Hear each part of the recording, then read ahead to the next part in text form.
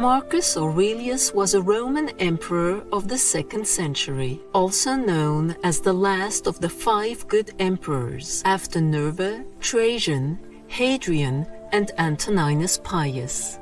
During his 19 years of leadership, Aurelius gained a reputation as a philosopher king. Founding his beliefs on the teachings of Stoicism, the Roman emperor was also diligent in finding his own way of self-improvement. Stoicism is an ancient Hellenistic philosophy that teaches one to accept and surrender to what life brings, without seeking pleasure or having fear of pain, and to treat others in a fair and respectful manner. Marcus Aurelius wrote personal notes and ideas on Stoic philosophy and spirituality as a source of guidance for himself.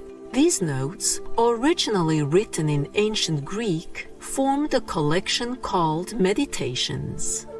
This book has been revered by many other philosophers over the centuries and is praised as a real testament to a government of duty and service. Let us now continue with the excerpt from Marcus Aurelius's Meditations in Book 6 and 7. Meditations, Book 6. Keep this constantly in mind, that all sorts of people have died, all professions, all nationalities. Follow the thought all the way down to Philistine, Phoebus, and Oregonian. Now extend it to other species. We have to go there too, where all of them have already gone. The eloquent and the wise, Heraclitus, Pythagoras, Socrates, the heroes of old, the soldiers and kings who followed them, Eudoxus, Hipparchus, Archimedes, the smart, the generous, the hardworking, the cunning, the selfish, and even Menippus and his cohorts, who laughed at the whole brief, fragile business. All underground for a long time now. And what harm does it do them, or the others either, the ones whose names we don't even know? The only thing that isn't worthless, to live this life out truthfully and rightly, and be patient with those who don't. When you need encouragement, think of the qualities the people around you have. This one's energy, that one's modesty, another's generosity, and so on. Nothing is as encouraging as when virtues are visibly embodied in the people around us, when we're practically showered with them. It's good to keep this in mind. It doesn't bother you that you weigh only X or Y pounds and not 300. Why should it bother you that you have only X or Y years to live and not more? You accept the limits placed on your body. Accept those placed on your time. Do your best to convince them, but act on your own if justice requires it. If met with force, then fall back on acceptance and peaceability. Use the setback to practice other virtues. Remember that our efforts are subject to circumstances. You weren't aiming to do the impossible. Aiming to do what then? To try. And you succeeded. What you set out to do is accomplished. Ambition means tying your well-being to what other people say or do. Self-indulgence means tying it to the things that happen to you. Sanity means tying it to your own actions. You don't have to turn this into something. It doesn't have to upset you. Things can't shape our decisions by themselves. Practice really hearing what people say. Do your best to get inside their minds. What injures the hive injures the bee. If the crew talked back to the captain, or patients to their doctor, then whose authority would they accept? How could the passengers be kept safe, or the patient healthy? All those people who came into the world with me and have already left it. Syrup tastes bitter to a man with jaundice. People with rabies are terrified of water, and a child's idea of beauty is a ball. Why does that upset you?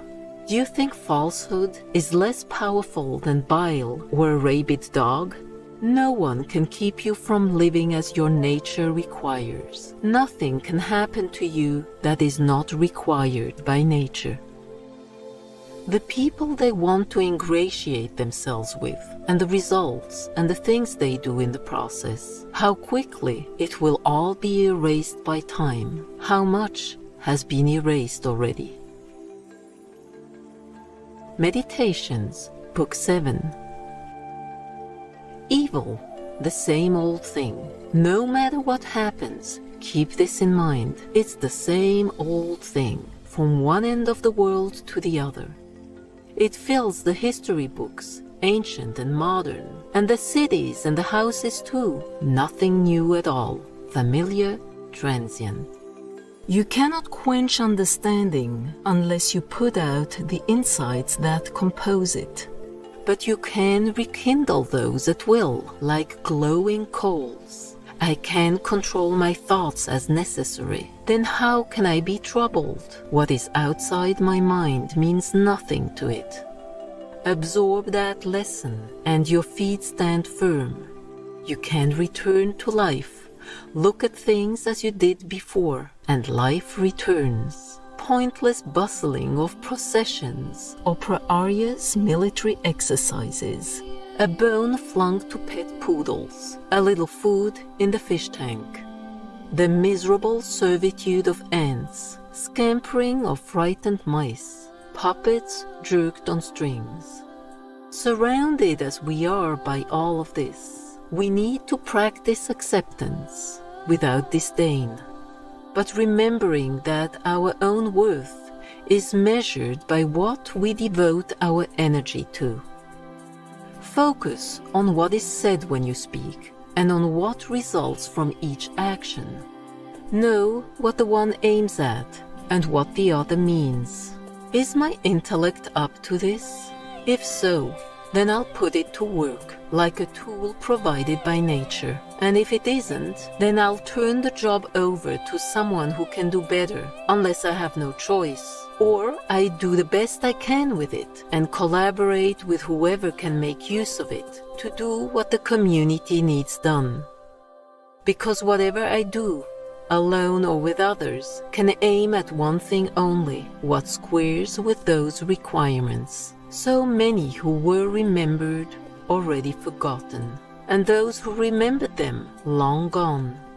Don't be ashamed to need help. Like a soldier storming a wall, you have a mission to accomplish. And if you've been wounded and you need a comrade to pull you up, so what? Forget the future. When and if it comes, you'll have the same resources to draw on, the same logos or the Word of God.